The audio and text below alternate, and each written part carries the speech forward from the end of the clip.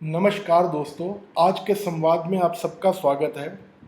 आज की बात में हमारे पूर्व राष्ट्रपति आदरणीय श्री अब्दुल कलाम जी की एक बात से शुरू करना चाहूँगा कि सपना वह है जो आपको सोने ना दे। ठीक है?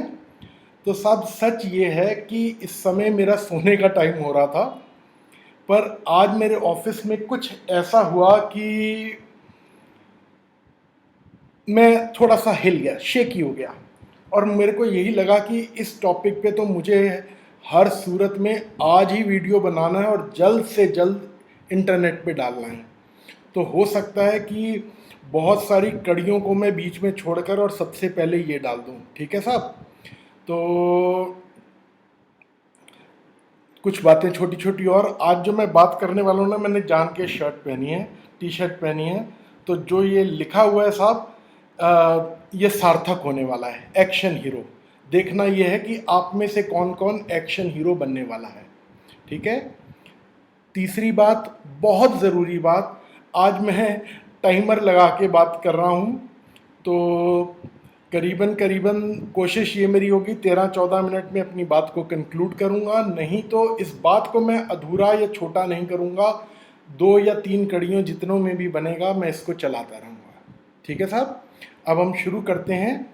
आज का हमारा विषय है बच्चों की grooming, grooming of a child. तो साहब बहुत सारी चीज़ें इसमें समझने वाली हैं। मैं एक एक करके मुद्दे पर आता जाता हूं ताकि हमारा समय खराब ना हो। सबसे पहली और सबसे ज़रूरी बात कि as a parent, as parents हम लोग ये मान कर चल रहे हैं कि हमने ना अपने बच्चों को सबसे अच्छा दे रहे हैं। प्लीज़ इस मिथ से बाहर निकलिए, प्लीज़। मैं ये मानता हूँ आप अपनी परिस्थिति में, आप अपने हालात में जो भी अपने बच्चों के लिए कर रहे हैं वो सबसे बेहतर ही है, मगर बहुत सी ऐसी चीज़ें हैं जहाँ पर आप मेरी अभी जो मैं बातें करने वाला हूँ उससे रिलेट कर पाएंगे कि एज अ पेरेंट हम सब कहीं ना कहीं कुछ ना कुछ गलती करते हैं जो हमें बदलने का ज़रूरत है या हमें अब बदल लेना चाहिए। ठीक है जी? तो पहला ज़रूरी पॉइंट साहब समझिएगा। और एक हमारी बिटिया अभी एक्सपेक्टिंग है तो वो भी सुनेगी तो खुश होगी। तो आज सुबह मैं उसी को समझा रहा था और वहीं से मैं बात शुरू कर रहा हूँ कि ग्रूमिंग तब शुरू हो जाती है एक बच्चे की जब बच्चा माँ के पेट में होता है। अब हमारे एनवायरनमेंट में ना ये पुरानी सी बातें बनी हुई हैं कि जो वो जब जच्चा जच्चा बोलते हैं ना साहब प्रेग्नेंट वुमन को, कि जच्चा अगर खुश खुश रहेगी तो बच्चा भी उसी तरह खुश खुश रहता है। पर यहाँ पर साहब ये जिम्मेवारी जच्चा के पूरे परिवार की है, माँ के साइड के परिवार की भी, और जो होने वाला बच्चा है, जो उसका पति है, उसके परिवार की भी, कि जच्चा एक अच्छे एनवायरनमेंट में रहे, खुश रहे। जितना वो शांत चित्त रहेगी, जितना वो प्रसन्न चित्त रहेगी, उतना स्वस्थ बच्चा पैदा होता है। और मैं जो भी बात कह रहा हूँ, देखिए साहब, ये समझ के चलिएगा, मैं अपने हर वीडियो में बार बार इस बात को कहता हूँ कि ज्योतिषी इसी समाज से निकला है, ज्योतिषी इसी समाज के लिए है। ठीक है? तो जो भी मैं बात कह रहा हूँ वो एक ज्योतिषी के रूप में भी कह रहा हूँ और एक अपनी उम्र के तजुर्बे को साथ लेकर भी कह रहा हूँ। तो जच्चा जितनी खुश रहेगी, जितना उसको आप एक अच्छा माहौल दे सकते हैं, उतना ही स्वस्थ बच्चा इस दुनिया में आएगा। स्वास्थ्य साहब मानसिक भी होता है, मतलब बहुत स्वास्थ्य की एक अलग डेफिनेशन है पूरी। ठीक है? तो स्वस्थ बच्चा आएगा। अब साहब कुछ ज़रूरी चीज़ें पेरेंटिंग के ऊपर कुछ मैंने थॉट्स इकट्ठे किए हैं। कि एक बच्चा दुनिया में कैसा बिहेव कर रहा है बड़ा होकर, ये इस बात पर निर्भर करता है, डिपेंड करता है कि उसके पेरेंट्स या उसके आसपास क्या माहौल रखा गया। बच्चा साइलेंटली उस माहौल से सीख लेता है, आपको कभी कभी सिखाना नहीं पड़ता।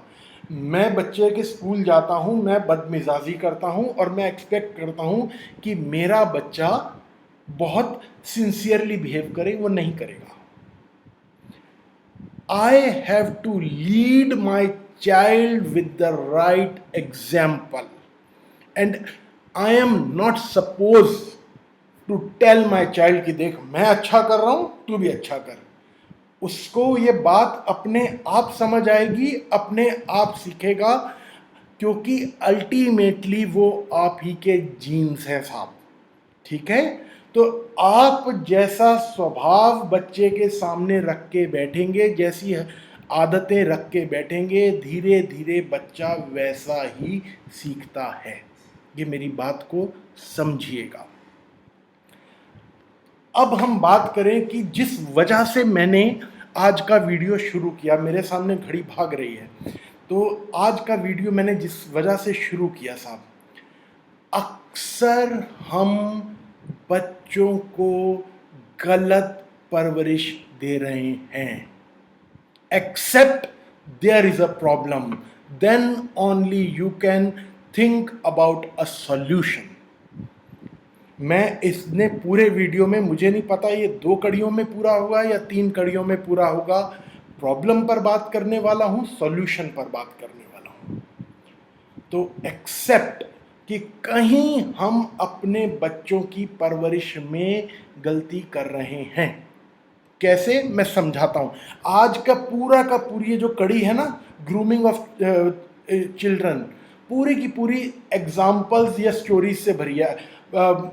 एग्जाम्पल्स और स्टोरीज इसलिए क्योंकि मैं जेन्युइन रियल लाइफ स्टोरीज आपको सुनाने वाला हूं। तो साहब ये बात है करीबन 10-12 साल पहले की होगी। तो कोई मेरे मित्र किसी की कुंडली देख रहे थे, डॉक्टर कोई था, वो अपने बच्चे की कुंडली दिखा रहा था।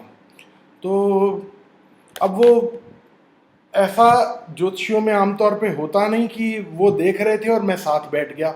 आमतौर पे हम लोग ऐसा करते नहीं, बिकॉज जो आपकी ब्रेन की वाइब्स हैं वो इंटरफेयर करती हैं। ठीक है, पर मैं उस दिन पता नहीं कैसे बैठ गया, क्या वजह थी मुझे भी समझ नहीं आई, मैं बैठ गया। अब साहब वो कुंडली देख रहे हैं, वो बोल रहा है जी बच्चा जी नॉर्मल बिहेव नहीं करता, हमसे प्यार नहीं करता, हमारी सुनता नहीं, ऐसी ऐसी बातें कर रहे हैं। अब जो मेरे गुरु भाई बैठे हुए थे वो कुंडली देख रहे थे, पर वो कुछ अलग तरह से उसका एनालिसिस कर रहे थे और मैं तपाक से बीच में बोल बैठा। मैं कहा जी आपको साफ दिख नहीं रहा, इन्होंने अपने बच्चे की दम जी भर के पिटाई की है। अब अगर बच्चा इनसे बातचीत नहीं करना चाहता तो इसमें बच्चे का क्या कसूर है।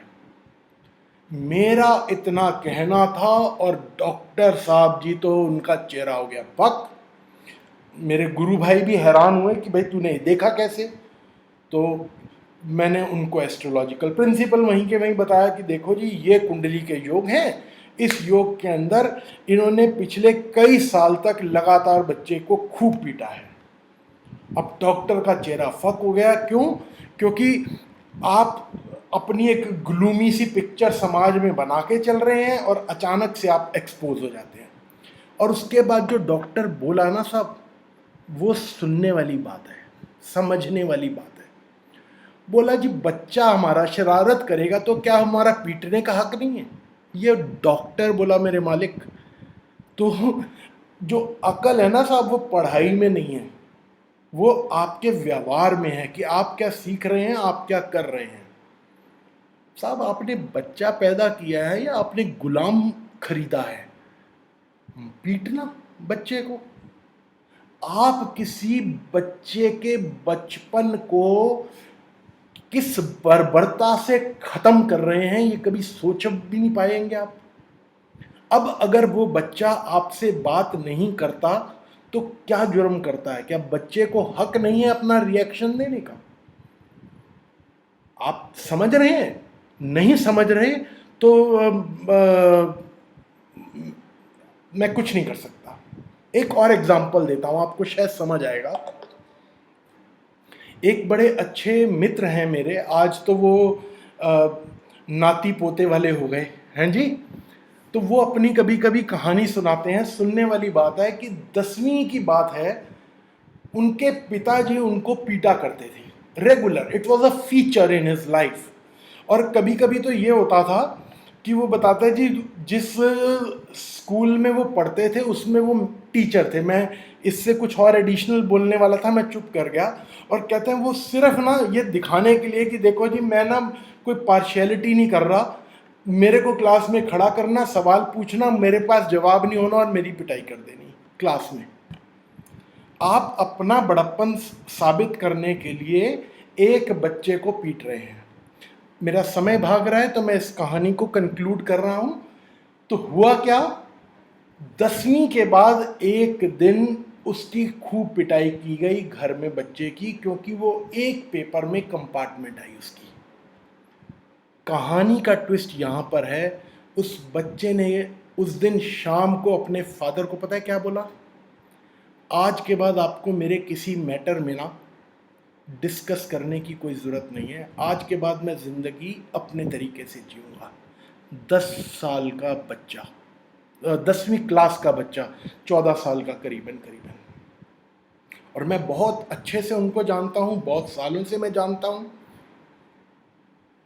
अभी कुछ साल पहले उनके पिताजी पूरे हुए हैं। उनके शरीर छोड़ने से 1-1.5 साल पहले उनके पिताजी कुछ अस्वस्थ रहे। तो उस 1-1.5 साल में मैं गवाह हूं उस बात का कि उन्होंने मन से सेवा की अपने पिताजी की। पर उससे पहले ताउम्र उन्होंने अपने फादर से कोई कम्युनिकेशन प्रॉपर नहीं रखा। अब माँ बाप अगर उस बच्चे की कुंडली दिखाने आएंगे तो कहेंगे जी हमारा बच्चा हमसे बात नहीं करता। पर as a parent you need to understand that it was a direct repercussion of what you did to your child. आपने जो अपने बच्चे के साथ किया उसकी एक डायरेक्ट एक रिजल्ट है, ये एक असर है उसके ऊपर। जो आपने उसका बचपन खराब किया वो उसको वो बुढ़ापे तक कैरी करता रहा। मैं आने वाले वीडियोस में, और मेरा अलार्म बज गया, आपने भी सुन लिया, तो मैं आने वाली कड़ियों में इस बारे में कुछ और बातें करूँगा। अभी तो ये बहुत ही छोटी मैंने डिस्कशन की है, अभी तो इसमें बहुत विस्तार से मुझे और भी बातें करनी है। आशा है जितनी भी मैंने बात की है अभी, उसमें से कुछ लाभदायक आप ले पाएंगे, समझ पाएंगे। और शायद शायद जब तक मेरा अगला वीडियो आए, कोई एक बच्चे की भी ज़िंदगी खराब होने से बच जाएगी ना साहब, तो मेरा आज का वीडियो सफल हो गया। ठीक है साहब, तो प्रेम भाव बनाए रखिए, सहज रहें, अपने बच्चों से खूब प्रेम करें। धन्यवाद, नमस्कार, अगली कड़ी में जल्द मिलेंगे। नमस्कार मित्रों, आज के संवाद में आपका स्वागत है। ग्रूमिंग ऑफ चाइल्ड, हम इसी कड़ी में को आगे बढ़ा रहे हैं, इसी बात को हम आगे बढ़ा रहे हैं। पिछली बार हम देख चुके हैं कि हमने जो बात की कि किस तरह पेरेंट्स कई बार अपने बच्चे के ऊपर हाथ उठाते हैं और एक उसका सिर्फ बचपन खराब नहीं होता, उसकी सारी ज़िंदगी के ऊपर एक असर, इम्पैक्ट आ जाता है। आज हम कुछ उस कड़ी को आगे बढ़ाते हैं। आज हम बात करने वाले हैं कि पेरेंट्स अपने बच्चों पर किस किस तरह से अलग अलग तरह से प्रेशर डालते हैं। ठीक है, समझिएगा। मैं शुरू करता हूं, एग्जाम्पल और स्टोरी, बस मेरे पास इससे ज़्यादा कुछ नहीं है। मज़ेदार कहानी है साहब जो अब सुनाने वाला हूं आपको, कि मेरी बिटिया की एक क्लासमेट थी साहब। नाइन टेंथ इकट्ठे पढ़े, 11th में आकर वो स्ट्रीम कोई और लेना चाहती थी, उसको ज़बरदस्ती पेरेंट्स ने मेडिकल स्ट्रीम में डाल दिया। वो मिन्नत करती रही अपने माँ बाप को कि this is not the stream for me, this is not the stream for me, पर नहीं, हम चाहते हैं तू डॉक्टर बने, और तेरे को मेडिकल में डाल दिया। साहब 2 साल तक उस लड़की को क्या क्या प्रेशर झेलने पड़े वो समझिएगा।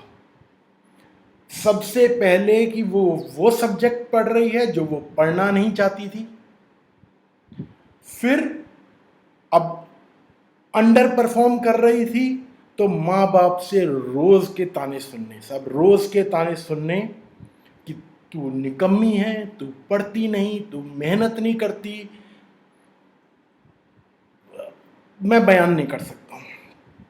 अभी 2-1 साल पहले क्या किया, मेरी बिटिया कभी कभी मेरे से ज़्यादा समझदारी से बिहेव करती है, तो मेरी बिटिया ने क्या किया, अपनी सहेली को कहा कि तू ना मेरे पापा के पास चली जा, करियर काउंसलिंग ना मेरे पापा बहुत अच्छी करते हैं। सुनने वाली बात है, मेरे को बहुत अच्छी लगती है स्टोरी। तो बस एक काम करियो, तो अपनी मम्मी को भी ना साथ ले जाइयो, कि तेरे को जो समझा रहे ना तेरी मम्मी भी सुन लेगी। तो साहब वो आ गए मेरे पास। अब आए और मैं 2 साल से भरा पड़ा था, और प्लस जब मैंने कुंडली देखी तो अब बच्चे के साथ जो हो रहा हो और वो मुझे कुंडली में दिख जाए तो मेरा पारा चढ़ गया साहब, और मैंने माँ को अच्छे से झाड़ दिया, उसकी लड़की की मदर को खूब अच्छे से झाड़ दिया। सो मच सो कि आधे पौने घंटे की डांट के बाद ना वो फाइनली बोली, अच्छा भैया जी ये बताओ अब मैं अपनी बिटिया को क्या करवाऊँ। समझ रहे हो, ट्रैक पे आ गई वो। तो खैर उसके बाद जो बात हुई वो सारी स्टोरी एक तरफ। शाम को अब जब मेरी बिटिया से बात हुई, मैं कहा भाई आज तो एक गड़बड़ कर दी, तेरी सहेली की मम्मी को तो मैंने अच्छे से डांट दिया आज। तो बोली उसको डांट ही पड़वानी थी, उसको सीधा ही करवाना था, और वो मुझे पता था आप कर सकते हो। वो तो कह कह के अपनी मम्मी को थक गई थी, वो सुनती नहीं थी, तो उसको सीधा करवाना था, तो मैंने आपके पास बहाने से भेज दिया। आज वो लड़की, वो बिटिया अपनी चॉइस की लाइन को परस्यू कर रही है, अच्छा कर रही है अपने करियर में, इस समय कहीं जॉब कर रही है। इससे ज़्यादा मैं नहीं बता सकता, क्योंकि मैं नहीं चाहता कि आप कहीं भी मेरे उसमें से इंफॉर्मेशन से एक बच्चे को नैरो डाउन करें और उस बच्चे को बेमतलब या उसके पेरेंट्स को बेमतलब कोई हैरेसमेंट देखनी पड़े। पर मैं ये बताना चाहता हूँ, जो बच्चे ने 2 साल तक इतनी टॉर्चरस लाइफ जी, जैसे ही उसको अपनी चॉइस की स्ट्रीम मिली, बच्चा एकदम से निखर के उभर कर बाहर आ गया।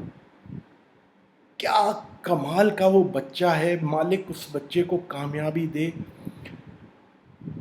तो ये एक तरह का प्रेशर है कि माँ बाप अपनी चॉइस थोप देते हैं, कि उनको ना ये बताने में शर्म ना नहीं आए कि जी हमारा बच्चा पढ़ क्या रहा है या हमारा बच्चा कर क्या रहा है। तुम्हारी शर्म के चक्कर में बच्चा तुम्हारा पिस जाए, बर्बाद हो जाए, उससे तुम्हें कोई लेना देना नहीं है। मेरी बातों का बुरा मानिएगा मेरे साहब, मानेंगे तो रात भर नींद नहीं आएगी, और कम से कम कल सुबह किसी एक बच्चे की जिंदगी बच जाएगी खराब होने से। ठीक है जी, आगे बात करते हैं। और देखिए और बच्चों का किस तरह का प्रेशर होता है। अब ये वाला जो अब केस सुनाने वाला हूं ना, वो इस बच्चे को पता है कि वो मेरी कहानी है। अब साहब देखो, बच्चा कामयाब हो गया, पढ़ गया, जॉब लग गई, ठीक ठाक जॉब लग गई, इंजीनियर लड़का है और ठीक ठाक जॉब लग गई।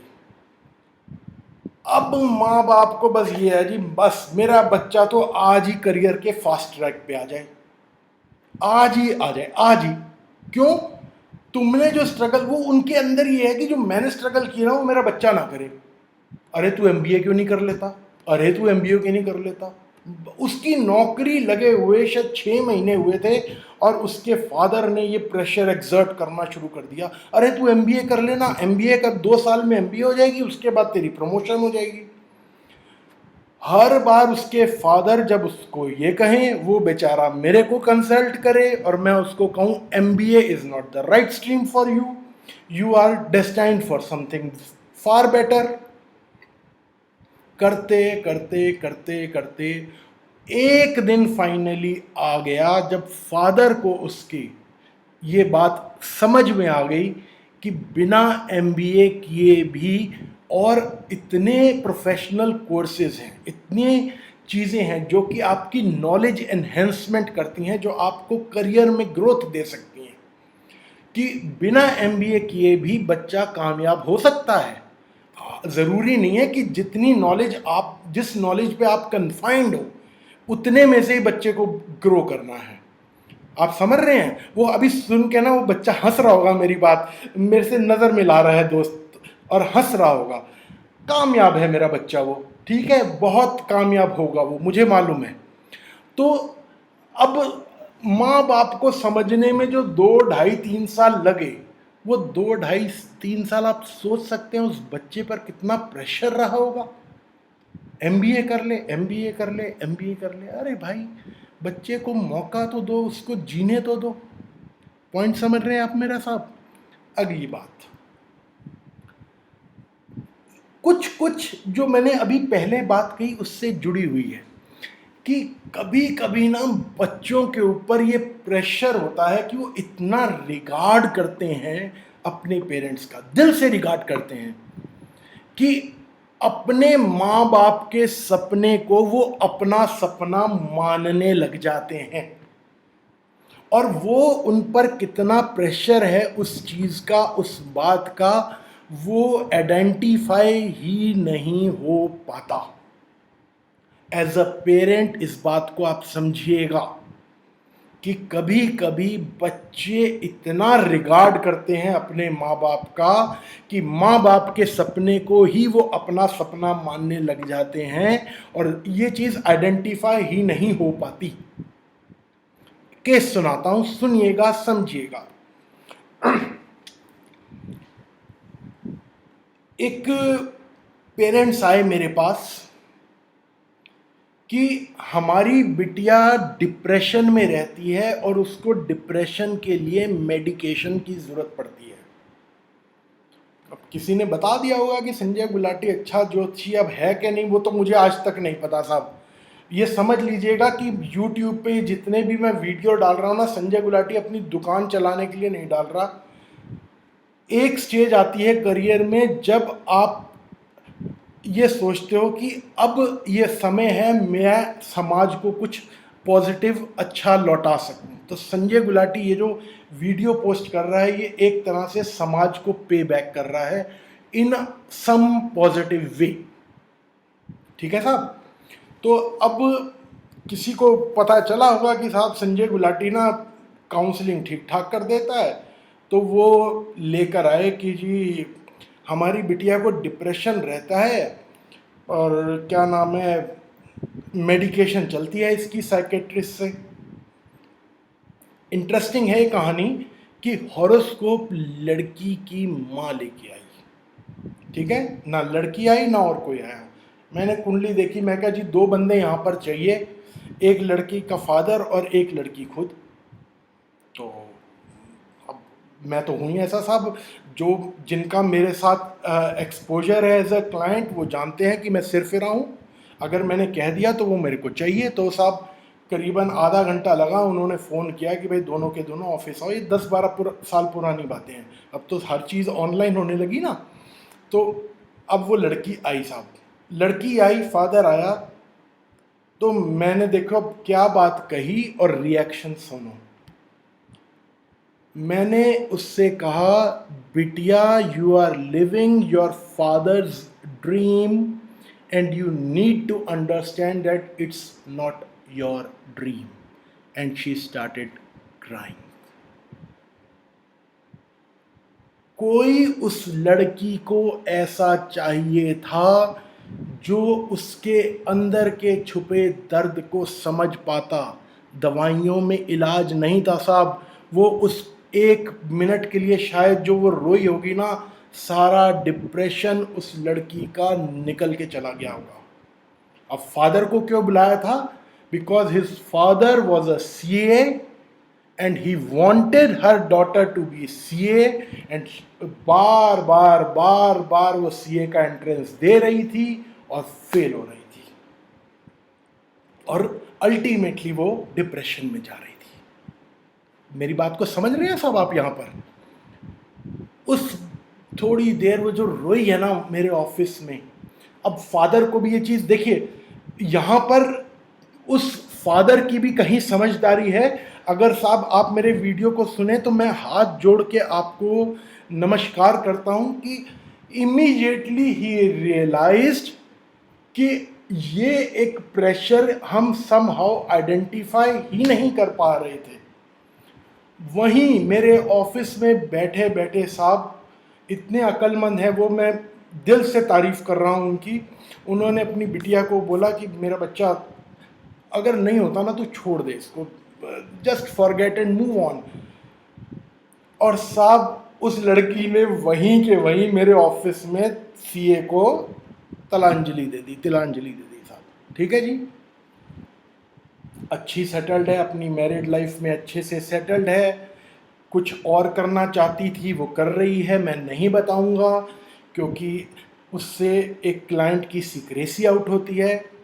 But best part of the story, जब उनकी छोटी बेटी 11वीं में कोर्स में एडमिशन लेने वाली थी, दे केम टू मी, सर हमारी बिटिया की कैरियर काउंसलिंग कर दो।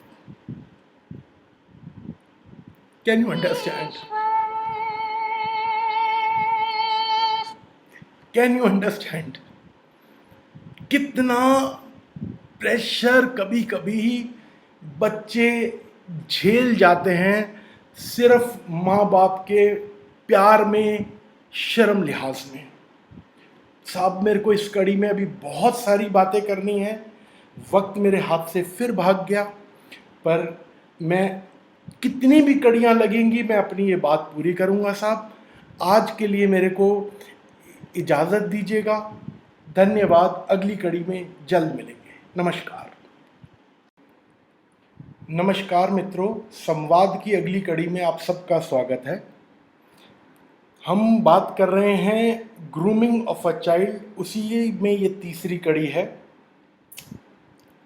हमने पिछली बार जो बात की वो हमने की कि किस तरह अलग अलग तरीके से बच्चे पर अननोइंगली पेरेंट्स का प्रेशर रहता है, या पेरेंट्स किस तरह से अननोइंगली बच्चे पर प्रेशर डालते हैं। ठीक है साहब, उसी कड़ी को हम आगे बढ़ा रहे हैं। अभी जो बात करने वाला हूं उसके लिए एक छोटी सी कहावत से शुरू करता हूं, that will set the path for that talk. Slow beginners are not the losers. अगर आपका बच्चा आज परेशान कर रहा है, आज वो उतना अच्छा नहीं चल रहा, इसका मतलब ये नहीं है कि वो लाइफ में फेलियर है। ठीक है, अगर आप कुछ कर सकते हैं तो अपने बच्चे को पॉजिटिवली मोटिवेट करो। और होता क्या है साहब, लोग मोटिवेशन के नाम पर बच्चे को क्रिटिसाइज करते रहते हैं। क्रिटिसाइज, पेरेंट्स की बात कर रहा हूँ, मुझे दुनिया से कोई लेना देना नहीं है, बिकॉज दुनिया में हर बच्चे के जो प्रथम गुरु है वो माँ है। और उस जिंदगी में वो कोई बच्चा अगर सपोर्ट के लिए कहीं देख रहा है तो वो सब एज अ पेरेंट्स आपकी तरफ देख रहा है। तो वो सारी दुनिया से जूझ सकता है, लड़ सकता है, उसके आगे खड़ा हो सकता है, अगर बच्चे को ये पता है कि मेरे पीछे मेरे माँ बाप खड़े हैं। तो अगर आप कुछ कर सकते हैं तो अपने बच्चे की पीठ पर हाथ रखिए, उसका हर वक्त क्रिटिसाइज मत कीजिए साहब, मत कीजिए। मतलब मैं अब एक एग्जाम्पल से समझ आएगी आपको कि मैं एक्चुअली समझाना क्या चाह रहा हूँ। एक बिटिया है मेरे पास, आती है कभी कभी मेरे पास, क्या मेरे पास आती है वो कभी कभी, करियर काउंसलिंग के लिए आई थी। तो साहब जब वो पहली बार आई, she was struggling to get admission into the medical stream. 12वीं कर चुकी थी और एंट्रेंस के लिए शायद उसका एक आध फेल हो चुका था, मेरे को पूरी बात उसकी याद नहीं आ रही, या शायद वो किसी वजह से एक साल ड्रॉप भी कर चुकी थी, क्योंकि एक साल एडमिशन हुआ ही नहीं था उसका। स्ट्रगल कर रही थी वो। तो ऑब्वियसली वो एक इमोशनल ट्रॉमा भी था, मेंटल ट्रॉमा था। और आप जब ये देखते हो कि आपके साथ वाले बच्चे तो एक साल आगे चले गए, आप अभी वहीं खड़े हैं, तो एक सोशल ट्रॉमा भी शुरू हो जाता है। ठीक है।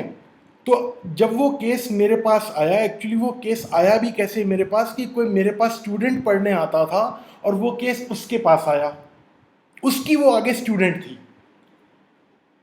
ठीक है। जो मेरे पास स्टूडेंट पढ़ने आता था वो किसी सब्जेक्ट की ट्यूशन लेता था, तो उसकी वो आगे स्टूडेंट थी।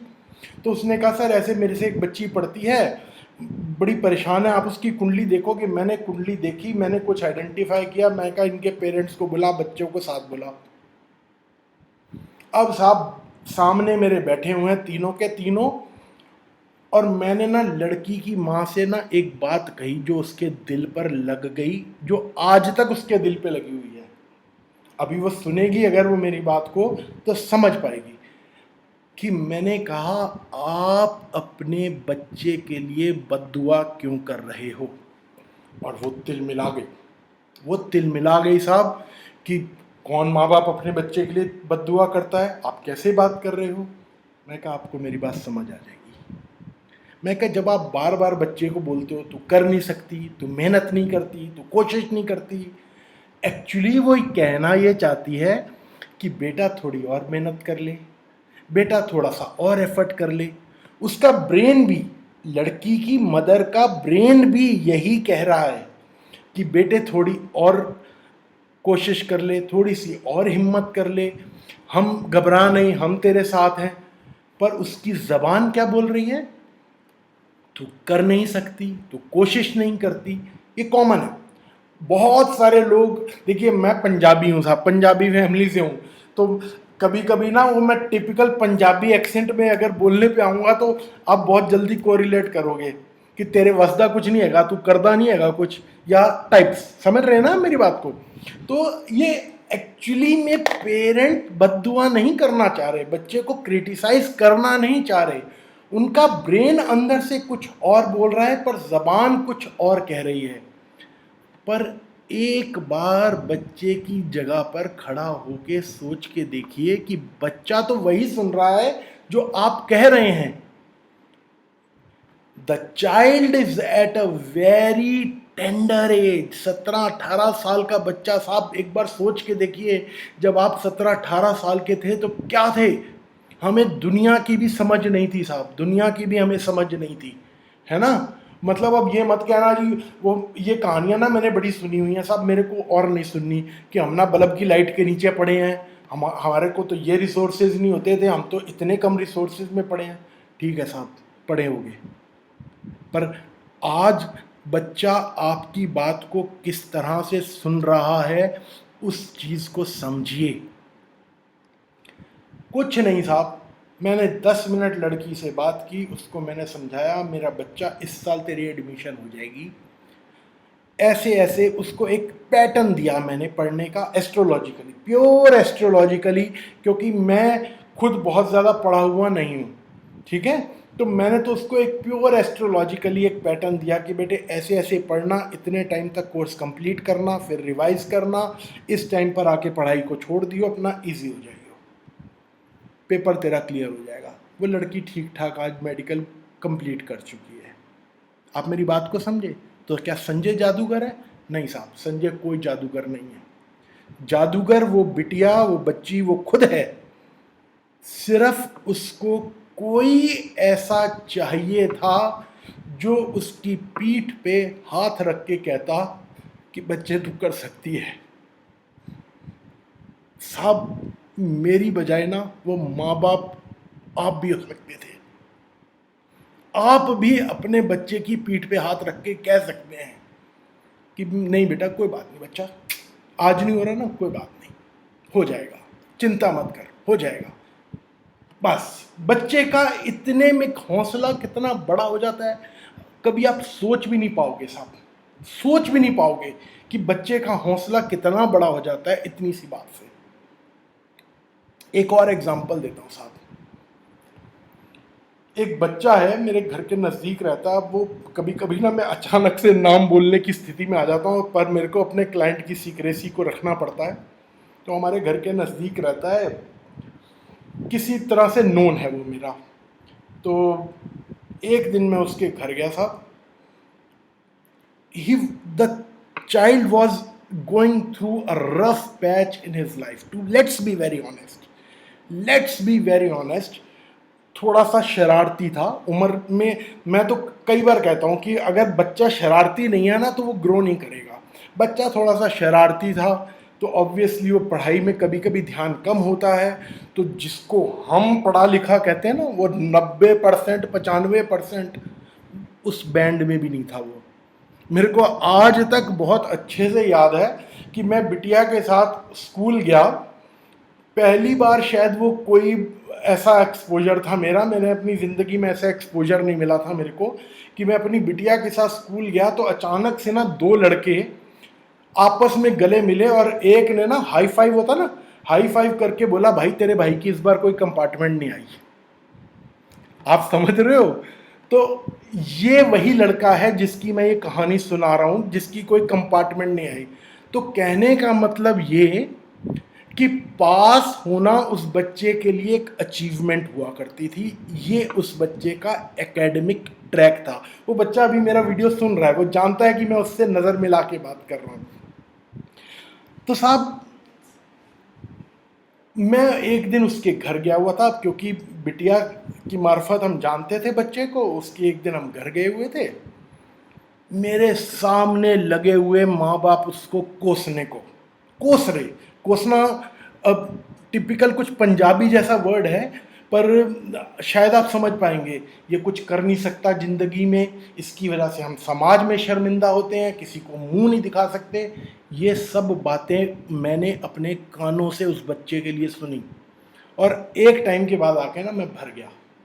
मैं वहीं पर बोला, मैं कहा जी मेरे सामने तो इस बच्चे को कोसना नहीं। जिस दिन ये लड़का रफ्तार पकड़ेगा ना जिंदगी की, सबको पीछे छोड़ देगा। एग्जैक्टली यही वर्ड्स मैंने बोले। और उसके बाद जो मैंने बोला वो सुनने वाला है साहब। मैंने कहा आज के बाद ना इस घर में मैं तब आऊँगा जब मैं गुरूर से आपसे नज़र मिला पाऊँगा। 6 साल हो गए साहब। आज वो लड़के की सैलरी बताऊँगा ना तो यहाँ बैठे अच्छे अच्छे लोग शर्मिंदा हो जाओगे, जो मेरा वीडियो देख रहे होगे, अच्छे अच्छे शर्मिंदा हो जाओगे। इतना अच्छा कमा रहा है, मालिक उस बच्चे को खूब बरकत दे, खूब रौनक दे। अभी उसके पेरेंट्स के वर्ड सुनोगे ना, अरे हमें तो शुरू से पता था ये कामयाब होगा। शरारती था पर शुरू से पता था। भाई तुम्हें शुरू से अगर पता होता ना तो उस दिन मेरे को ये नहीं कहना पड़ता कि मेरे सामने उस बच्चे को मत कोसो। कई बार बुला बैठा है कि अंकल आप मेरे घर नहीं आते। मैं कहा अभी ना तेरे पापा से नज़र मिलाने का टाइम नहीं आया। मैं कहा उस दिन नज़र मिलाऊंगा जिस दिन तू अपने पैसों से घर खरीदेगा ना और पापा को कहेगा पापा गृह प्रवेश में पहला पैर आपका डलवाना है, उस दिन नज़र मिलाऊंगा तेरे पापा से। बहुत जल्दी वो दिन आने वाले हैं साहब, बहुत जल्दी वो भी दिन आने वाला है। तो मेरी बात को समझ के चलिएगा। Slow beginners are not the losers, it's just a right person in the wrong times. आज उस बच्चे का, किसी बच्चे का एक वक्त खराब हो सकता है साहब।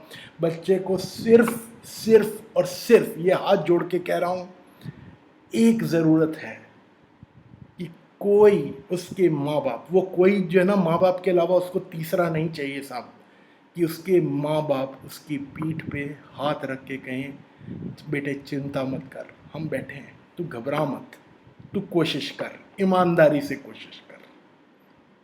मेरा घड़ी भाग रही है साहब, अगली कड़ी में फिर मिलेंगे, इसी बात को आगे बढ़ाएंगे। अभी मुझे बहुत बहुत और बहुत सारी इस विषय पर आप लोगों से बात करनी है। मुझे नहीं मालूम कि आप लोग मेरी जानकारी से क्या पॉजिटिव एक्सट्रैक्ट कर पा रहे हैं कि नहीं, पर मेरी ये कोशिश है कि एक भी बच्चा, अगर मेरी बात सुन के एक भी माँ बाप बदल जाते हैं, एक भी बच्चे की ज़िंदगी में एक अच्छा बदलाव आ जाता है, तो साहब आज की ये जो मेरी पूरी कड़ी है ना इसके ऊपर, ग्रूमिंग ऑफ अ चाइल्ड, ये मेरी कामयाब हो जाती है साहब। तो जल्द आपसे फिर मिलेंगे। नमस्कार, धन्यवाद। नमस्कार मित्रों, आज के संवाद में आपका स्वागत है। ग्रूमिंग ऑफ अ चाइल्ड कड़ी में शायद ये चौथी कड़ी है ये मेरी। अभी तक हमने बात की कि किस तरह अलग अलग तरीक़ों से बच्चों के ऊपर हम गलत प्रेशर डाल जाते हैं एज अ पेरेंट। मैं भी शामिल हूँ साहब, हो सकता है मैंने भी, कोई जो आपको समझा रहा है कोई वो बहुत परफेक्ट पेरेंट नहीं रहा होगा, उसने भी बहुत गलतियाँ की होंगी साहब, ठीक है ना। तो आज की कड़ी को हम आगे बढ़ाते हैं कि आज की कड़ी की मैं बात शुरू करता हूँ साहब एक छोटी सी बात से, एक छोटी सी थॉट से, कि जो पौधा, एक्चुअली में यही वो इवेंट है जहाँ से कि आज मेरे दिमाग में ये आया कि मेरे को ये कड़ी आज ही बनानी है, अभी बनानी है, और नींद आने के बावजूद मेरे को रिकॉर्ड कर रहा हूँ मैं, कि जो पौधा पेड़ की छाया में रहेगा वो पौधा ही रह जाएगा साहब, वो पेड़ नहीं बनेगा, वो पनप ही नहीं पाएगा जो मरी ना गया तो, ठीक है ना। क्योंकि वो पौधे को, जिस पौधे को धूप हवा पानी नहीं मिल रहा वो पनपता नहीं साहब, वो रह ही जाता है। तो अब यहाँ पर समझिएगा साहब, ये मैंने ऐसा क्यों कहा कि बहुत सारे मैं ना पेरेंट्स को जानता हूँ जो अपने बच्चों को अपने से दूर नहीं जाने देना चाहते। दूर कैसे? हॉस्टल में नहीं भेजना, ये दूर के कॉलेज में नहीं भेजना। अब क्यों नहीं भेजना, उसकी बड़ी सारी ना वजह है, मैं समझाता हूँ। सबसे पहली वजह, सबसे ज़रूरी उनमें से, रॉन्ग इमोशनल बॉन्ड्स, बहुत ज़्यादा ना बच्चों से अटैच। वो किसी ज़माने में एक पोस्टर हुआ करता था, उस पर लिखा होता था, you love me so much that it hurts. तो कभी कभी माँ बाप इतना ज़्यादा बच्चे के साथ जुड़ाव होता है कि वो चाहते ही नहीं कि हमारा बच्चा हमसे दूर जाए, पर वो भूल जाते हैं कि जो पौधा पेड़ की छाया से बाहर निकलेगा साहब, वही पेड़ बनेगा। उसको पनपने के लिए धूप हवा पानी चाहिए, ठीक है। अब यहाँ पर जो दूसरा, जो पेरेंट्स सुन रहे होंगे मेरी बात को, अब उनको कोई ना कोई बहाना तो चाहिए ना अपनी बात को जस्टिफाई करने के लिए कि नहीं जी ये इमोशनल बॉन्ड तो ठीक है, हम तो इसलिए नहीं जाने देना चाहते, हमारा ना बच्चा बड़ा इनोसेंट है, बेचारे को दुनिया का पता नहीं। साहब जिस जिसको ये लगता है ना कि आपके बच्चे को दुनिया का नहीं पता, एक ज़रा एडल्ट जोक सुनाओ और उसके चेहरे पे जो शरारत भागती हुई जाएगी ना उसके चेहरे से, सब पता लग जाएगा कि उसकी इनोसेंस कहाँ खड़ी है।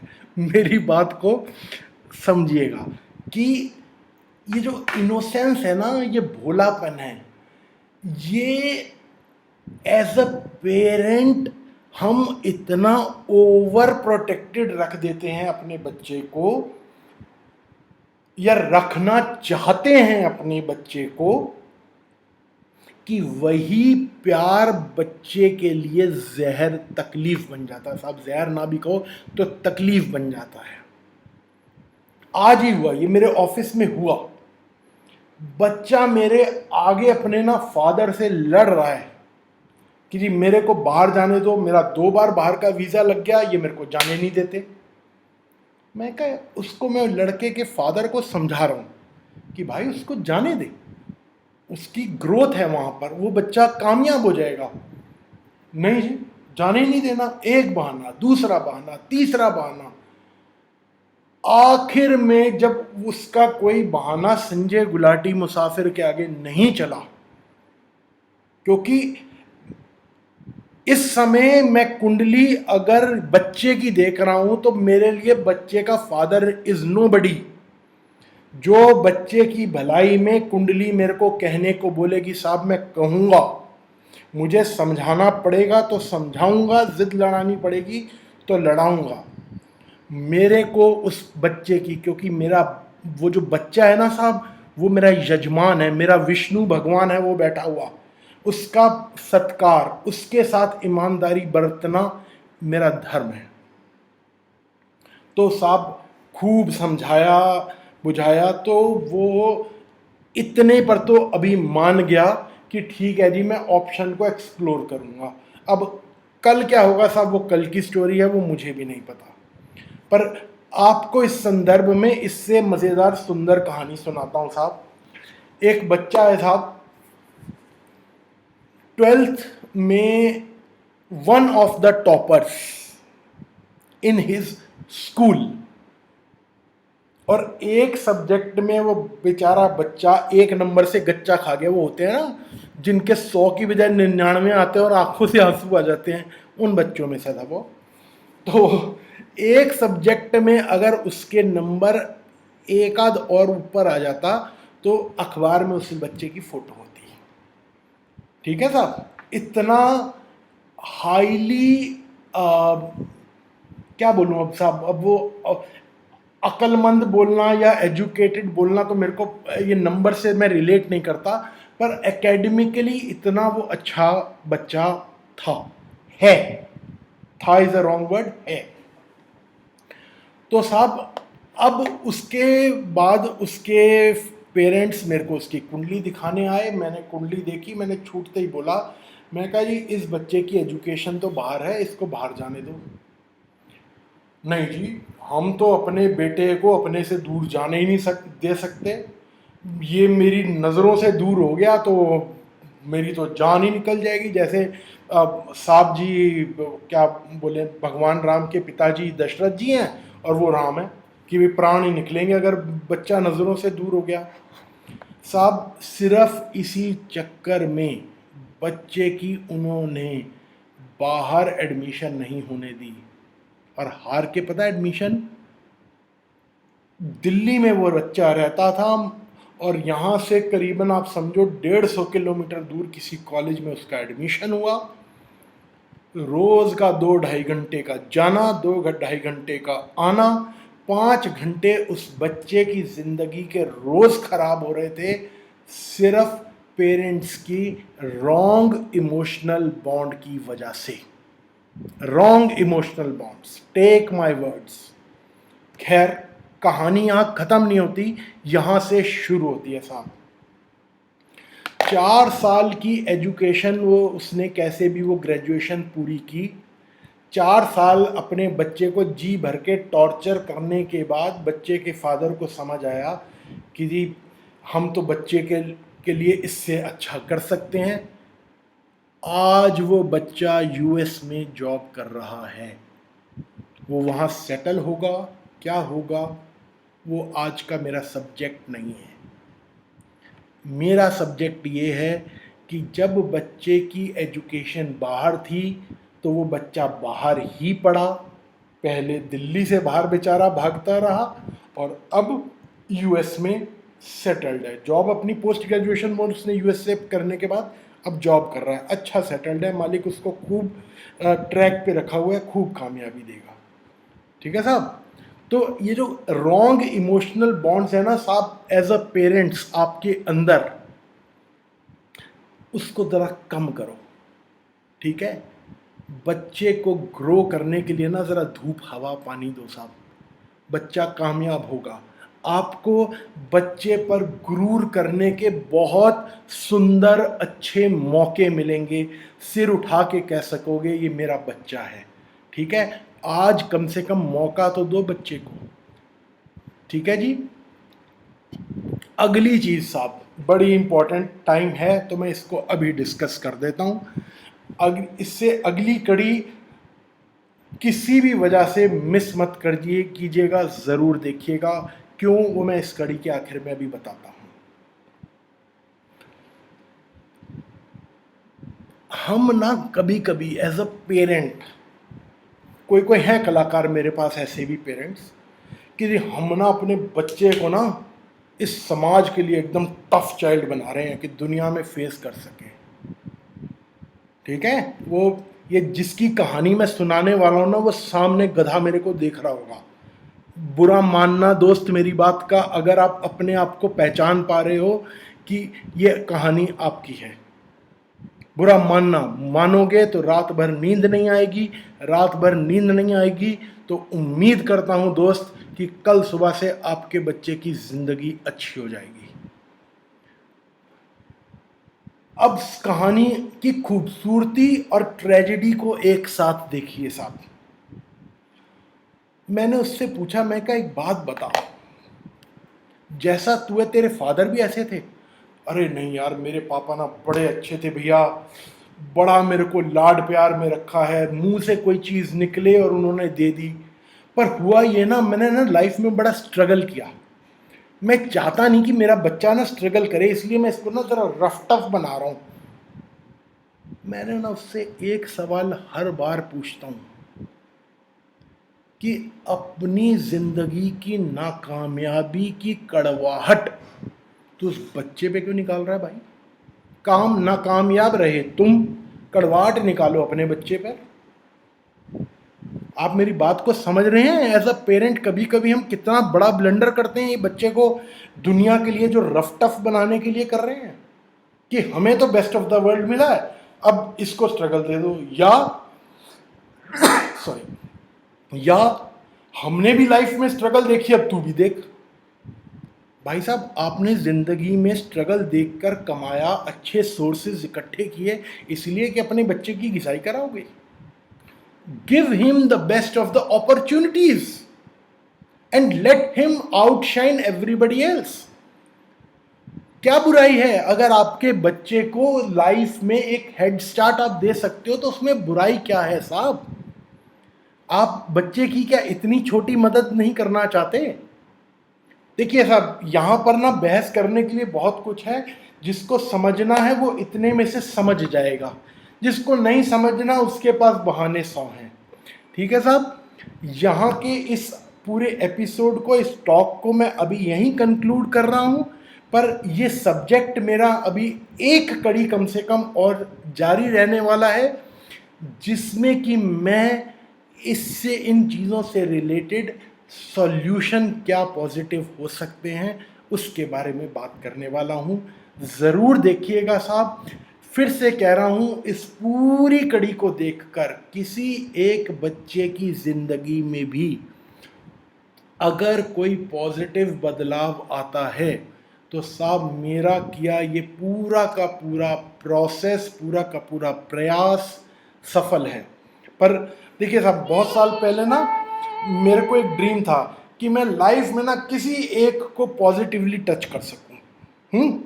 पर अब मेरे को लगता है कि एक ज़िंदगी में ना अब बहुत बहुत बहुत लोगों को पॉजिटिवली टच कर सकते हो। तो साहब, मैं एक बच्चे का एम लेके चल रहा हूँ, उम्मीद करता हूँ बहुत सारे बच्चों की ज़िंदगी बेहतर होगी। नमस्कार, अगली कड़ी में जल्दी मिलेंगे। धन्यवाद। नमस्कार मित्रों, आज के संवाद में आपका स्वागत है। ग्रूमिंग ऑफ अ चाइल्ड, इसमें ये हमारी 5वीं कड़ी है। जैसा कि अभी तक हम कोई ना कोई प्रॉब्लम को ही डिस्कस कर रहे थे, पर सिर्फ प्रॉब्लम डिस्कस करने से चीज़ें ठीक नहीं होती। There has to be some solution. If there is a problem, there has to be some solution. तो आज हम संभावित सॉल्यूशन की बात करने वाले हैं। ऑल्दो जब जब मैं प्रॉब्लम डिस्कस करता रहा तो क्या करेक्टिव मेजर्स होने चाहिए पॉसिबली एज अ पेरेंट्स, हम कहाँ कहाँ किस किस चीज़ को इम्प्रूव कर सकते हैं, उस चीज़ का मैं जिक्र करता रहा। ठीक है, तो आज मैं कुछ ज़्यादा नया नहीं कहने वाला, पर काम का ज़रूर कहने वाला हूँ साहब। तो आज के लिए मैंने साहब रादर कि मैं बहुत सारा भाषणबाजी करूं या मैं चार कहानियां सुनाऊं, जो कि मैं अभी तक कड़ियों में, अपनी हर कड़ियों में सुना रहा था। मैं आपके लिए कहीं से कुछ जानकारी इंटरनेट से ढूंढ के लाया हूँ, सिर्फ आपको वो सुनाने और उसको हिंदी में अनुवाद करने वाला हूँ। जिसको समझना होगा साहब, समझदार को कहते हैं इशारा काफ़ी, तो जिसको समझना होगा वो इतनी सी मेरी बात से बहुत कुछ समझ जाएगा। तो शुरू करते हैं साहब आज की बात, इंटरेस्टिंग रहेगी आपके लिए। मैं जब जब पढ़ता हूँ मुझे अच्छा लगता है, तो आशा है आप में से भी कुछ सुन पाएंगे, समझ पाएंगे साहब। तो साहब ये है कड़ी, children learn what they are taught. बच्चे वो सीखते हैं जो उन्हें सिखाया जाता है। अब यहाँ पर ये सिखाना वो किताबों वाला, स्कूल वाला सिखाना नहीं है। मैं देखिए साहब अक्सर एक बात कहता हूँ कि education is not about bookish knowledge. ठीक है, हम स्कूल जो बच्चों को भेजते हैं ना साहब, कोई किताबें पढ़ने, फिजिक्स केमिस्ट्री मैथ साइंस पढ़ने नहीं भेजते, वो भी पढ़ना है भी। उससे ज़रूरी साहब हम बच्चे को एक सोशल बिहेवियर डेवलप करने भेजते हैं कि बच्चा एक रूटीन में आता है, बच्चा लोगों में उठता बैठता है, लड़ता है, मिलता है, सीखता है, और उससे बच्चे की जो एक पर्सनैलिटी डेवलप होती है। ठीक है, तो वो एक्चुअल एजुकेशन वो है, जो सोशल बिहेवियर है ना साहब, वो एक्चुअल एजुकेशन है। ये किताबों की नॉलेज तो साहब दुनिया में बहुत बड़े बड़े जो लोग हुए, शायद उन्होंने कभी स्कूलों के मुंह भी नहीं देखे थे, पर फिर भी वो महान थे, क्योंकि महानता किसी किताब की गुलाम नहीं है, वो अपनी क्या कहते हैं उसको, अंतः प्रेरणा से भी उत्पन्न हो सकती है वो। ठीक है साहब, तो हम बच्चे को क्या सिखा रहे हैं? बच्चा जो हमारे एनवायरनमेंट से सीख रहा है, आइए उसके बारे में बात करें। If a child lives with criticism he learns to condemn. अगर आप किसी बच्चे की हर वक्त बुराई बुराई बुराई बुराई करते रहोगे, या वो अपने आसपास इसी तरह का माहौल देखेगा, देखिए साहब यहाँ पर समझिएगा, ये एज अ पेरेंट आपके, मेरे, सबके समझने की बात है। जो बच्चा अपने घर परिवार में अच्छा मीठा माहौल देखता है, वो बच्चा बहुत अलग तरीके से पलता है। जहाँ जिस परिवार में बच्चा कड़वाहटें देखता है, उस बच्चे की ग्रूमिंग बिल्कुल डिफरेंट होती है, बिल्कुल अलग होती है साहब।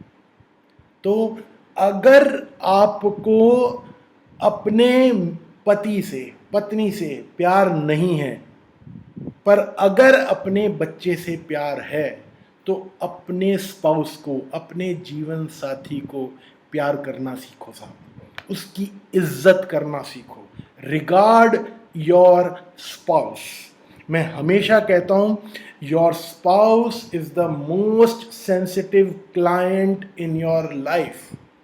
अपने स्पाउस को इज्जत दोगे, प्यार दोगे, बच्चा अपने आप उस चीज़ को आपसे सीख जाएगा। कहना नहीं पड़ेगा, देख मैं ऐसे करता हूँ तू भी कर, नो, बच्चा आपके बिहेवियर से सीखेगा।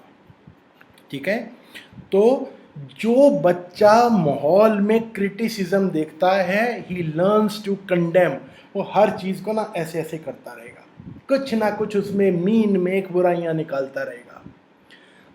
If a child lives with hostility, he learns to fight. अगर एक बच्चा अभावों में जिएगा, तो उसके स्वभाव में आक्रामकता अपने आप आ जाएगी हर चीज़ पर ना। मतलब वो अपनी लाइफ की फ्रस्ट्रेशन को किसी दूसरे फॉर्म में निकालेगा। मेरी बात को समझिएगा साहब। अब मैंने एक एग्जांपल आपसे दिया था, अगर आपको याद हो कि जिसको बच्चे को उसके फादर ने पिटाई की थी 10वीं में, याद होना चाहिए आपको साहब। वो आज भी बात करते हैं ना तो उनकी जबान से कड़वाहट अपने आप निकल आती है। वो हर सिचुएशन में से, हर कोई भी स्थिति उनके आगे रख दो, वो उसमें से पता नहीं कैसे नेगेटिव खींच के निकाल लाते हैं। तो साहब आप उनको बदल नहीं सकते, क्योंकि वो एक सांचे में ढल गए और समहाउ वो मेरे से उम्र में बड़े हैं। मैंने आपसे कहा नाती पोते वाले हैं, तो मैं उनका रिगार्ड बहुत करता हूँ। तो इसलिए कभी कभी मैं उस रिगार्ड में उनको, अगर मुझे टोकना भी होता है तो एक सॉफ्ट सजेशन दे के और छोड़ देता हूँ। मैं उनको फोर्स नहीं कर सकता कि आप अपनी पर्सनैलिटी में ये ट्रांसफॉर्मेशन लाइए। तो साहब यहाँ बात हम कर रहे थे कि जो बच्चा अभावों में पलेगा, if a child lives with hostility he learns to fight. यहाँ पर हॉस्टिलिटी केवल अभाव नहीं है साहब, यहाँ पर हॉस्टिलिटी में शामिल है कि आप बच्चे से बेमतलब की सख्ती बरतते हैं, बेमतलब के बच्चे पर दबाव बना के रखते हैं, बच्चा आपसे प्यार करने की बजाय डरता है और आप इस बात से खुश हैं, देखो जी मेरा बच्चा ना बड़ा चंगा है। पंजाबी, वो मेरे अंदर का पंजाबी जाग जाता है जी, मेरा बच्चा ना बड़ा चंगा है जी, मेरी बड़ी इज्जत करता है। साहब ऐसी इज्जत नहीं चाहिए कि कल को बच्चा किसी की भी इज्जत करनी छोड़ दे। पॉइंट समझ रहे हैं साहब? इज्जत नहीं आपको बच्चे से चाहिए, आपको बच्चे से प्यार करना है ताकि बच्चा आपसे प्यार करे। चलिए साहब आगे बढ़ते हैं। If a child lives with ridicule he learns to be shy. आप बच्चे का तिरस्कार करेंगे तो वो मुरझा जाएगा बच्चा, शाय, अंदर अपने अंदर वो लोगों से मिलना जुलना, वो उसका अपने आप खत्म होने लगता है। जैसे कि मैंने आपको बताया, वो बिटिया थी, वो अपने माँ बाप की शर्म में सीए अटेम्प्ट किए जा रही है और धीरे धीरे वो डिप्रेशन की तरफ जाती चली जा रही है। और अल्टीमेटली वो होता ही है कि वो उसके सोशल बिहेवियर पर भी रिफ्लेक्ट होने लगेगा। वो लोगों से मिलना जुलना छोड़ेगी, बात करना छोड़ेगी, क्योंकि वो कहीं वो महसूस करने लगती है, ये अगला मेरा पॉइंट इसी पे आने वाला है, कि वो महसूस करने लगती है कि मैं अपने साथियों से पिछड़ गई। अगला पॉइंट यही है, if a child live with shame he learns to feel guilty. आप अगर बच्चे को हर समय दुत्कार रहे हैं, उसको बुरा महसूस करा रहे हैं, वो हर समय उसी गिल्ट के साथ जीना सीख जाएगा। ये अच्छा नहीं है साहब बच्चे के लिए। अपने आप को बदलिए। अगर आपको अपने बच्चे से प्यार है, हर माँ बाप को होता है। देखिए साहब, मैं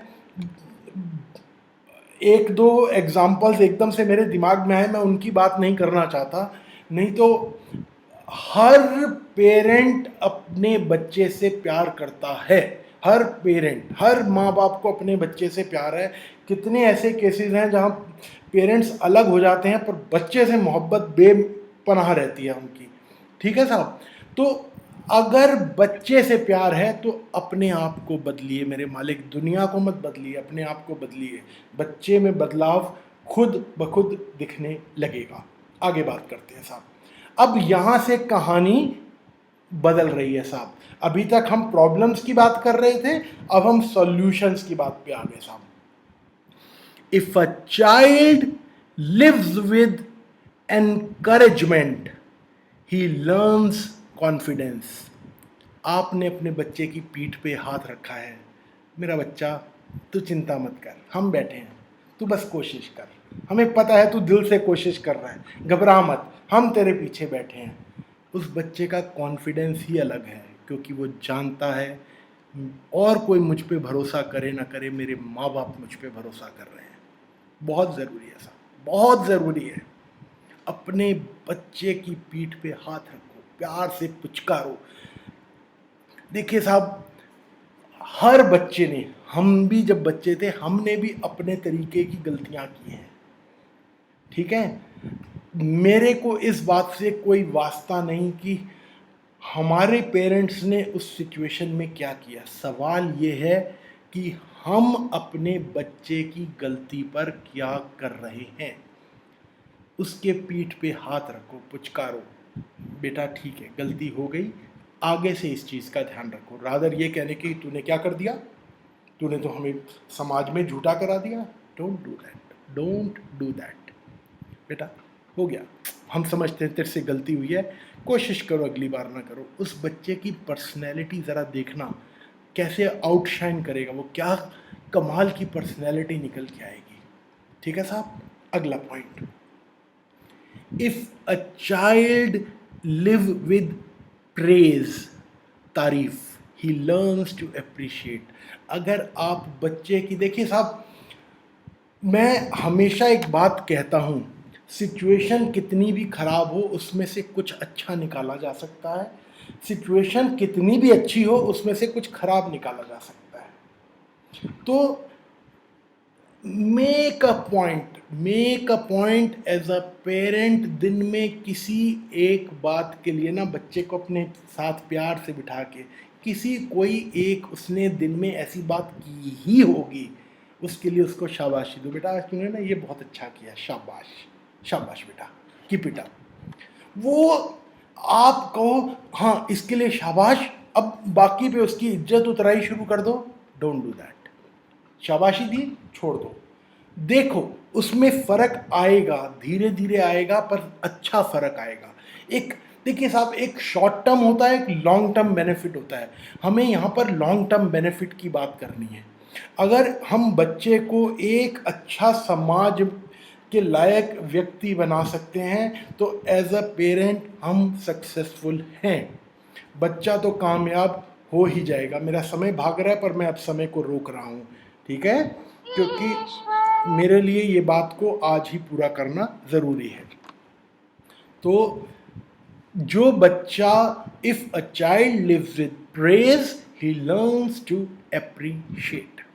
अगला point, if a child lives with fairness he learns justice.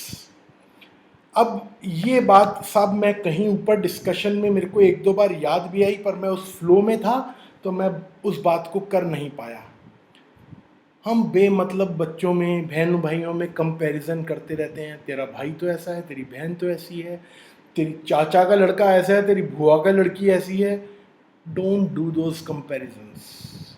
बच्चे को, your child is an individual. The term individual means कि वो अपने आप में संपूर्ण है साहब, वो खुद अपनी पर्सनैलिटी है, उसको अपने जैसा बनने दो, किसी के जैसा नहीं बनाना मेरे मालिक, उसको अपने जैसा बनाना है। ठीक है। तो अगर आप बच्चे को फेयर ट्रीट करते हैं, उसमें ज़्यादा इधर उधर कंपैरिजन नहीं होता, ये नहीं होता कि उसको दे दिया उसको नहीं दिया, ये सब नहीं करेंगे, ही लर्न्स जस्टिस। बहुत आसान और सीधी सी बात है। चलिए अगला पॉइंट बहुत काम का है, जिसको समझ आ गया उसकी ज़िंदगी बदलेगी, उसके बच्चों की ज़िंदगी बदलेगी। If a child lives with security he learns to have faith. जिस बच्चे को ये पता है कि मैंने गलती कर दी, देखिए ये एक एग्जाम्पल है, इस बात को हम कई जगह कई तरीके से इस्तेमाल कर सकते हैं, पर जिस बच्चे को पता है कि मैंने अगर गलती कर दी है, पर इस गलती पे ना मेरे बवाल नहीं मचेगा, बवाल मैं इससे भी ज़्यादा डिस्टिंक्टिवली बात कर सकता था पर मैंने बवाल कह के बात को ख़त्म कर दिया कि बवाल नहीं मचेगा। तो वो वहाँ पेरेंट्स का आपस में कितना खूबसूरत एक विश्वास है, क्या माहौल है, वो आप समझ नहीं पाओगे। बड़ी इंटरेस्टिंग आपको एक स्टोरी सुनाता हूँ साहब। मुझे अपनी तारीफ़ करना या अपनी पर्सनल लाइफ से एग्जाम्पल कोट करना ना अच्छा नहीं लगता, मैं क्योंकि अपनी बड़ाई करने के लिए थोड़ी साहब ये मैं वीडियो रिकॉर्ड कर रहा हूँ, पर समझाने के लिए शायद मेरे पास इससे बेहतर एग्जाम्पल नहीं था। छठी सातवीं में मेरी बिटिया थी साहब, किसी बात के ऊपर टीचर ने बोला, उसको कुछ कहा, मैं बात को यहाँ पर सस्पेंस में घुमा रहा हूँ। अल्टीमेटली ये हुआ साहब कि पीटीएम हुई और पीटीएम के ऊपर टीचर ने मेरे को स्पेशली कहा, वो मैसेज आया कि जी अपने पापा को मेरे से आके मिले। मैं मिलने चला गया। मेरी वैसे भी आदत थी, मैं हर टीचर से मिलता था। तो मैं मिलने गया तो उसने मेरे को कहा, जी देखो जी ये ना आपके बच्चे की शिकायत है। मेरी बिटिया साथ थी, मैंने उसकी पीठ पे हाथ रखा। मैं कहा बेटा थोड़ा सा ना इस चीज़ का ऐसे ऐसे ध्यान रखना चाहिए, these are the points of improvement.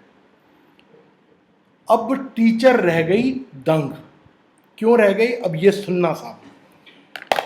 कहती है साहब कमाल है। मैं कहा क्या हुआ जी। कहती है मैंने ना इसको डांटा और मैंने कहा मैं तेरे पापा को बुला लूं, और इसका पता है जवाब क्या था, आप बुला लो, आप देख लेना, मेरे पापा ना मेरे को समझाएंगे, डांटेंगे नहीं। ये बच्चे का विश्वास, ये माँ बाप के का बच्चे से विश्वास और बच्चे का माँ बाप के प्रति विश्वास। Can you understand? कितने सालों की मेहनत में साहब ये डेवलप होता है और एक बेवकूफ़ी से इसको ख़त्म किया जा सकता है। तो साहब बच्चे को ये भरोसा होना चाहिए कि अगर मैं गलती भी कराया, अगर मैं कुछ कर भी आया तो कोई चिंता नहीं, मेरे पीछे मेरे माँ बाप खड़े हैं, वो संभालने के लिए हैं। ठीक है, तो बहुत ज़रूरी है मेरे मालिक, थोड़ा सा इस चीज़ पर ध्यान दीजिए।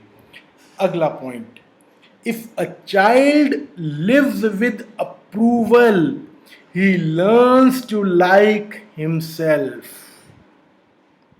अगर एक बच्चे की को आप सहमति देते हैं, देखिए अब आप जितना बच्चे को फ्रीडम देंगे ना डिसीजन मेकिंग, ये जो अभी हमने थोड़ी देर पहले बात की थी कि समाज के लिए ना मेरे को उसको बड़ा मजबूत बनाना है, या सो कॉल्ड कि मेरा बच्चा तो बड़ा भोला है, तो अगर आप बच्चे को पर भरोसा जताओगे, उसकी बात, हाँ बेटा ठीक है मुझे पता है तू कर लेगा, तू चिंता नहीं कर, तू मुझे पता है तू कर लेगा, वो अपने आप अपनी पर्सनैलिटी को डेवलप करता हुआ चला जाएगा।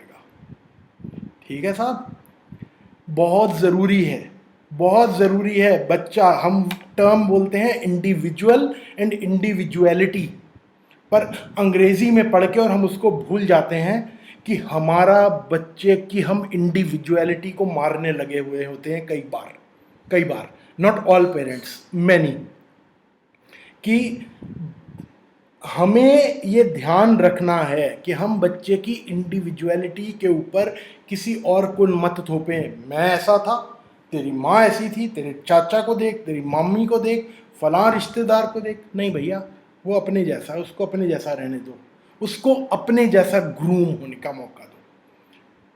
समझें? अगला पॉइंट साहब, बहुत अच्छा, बहुत खूबसूरत point, last point of the day.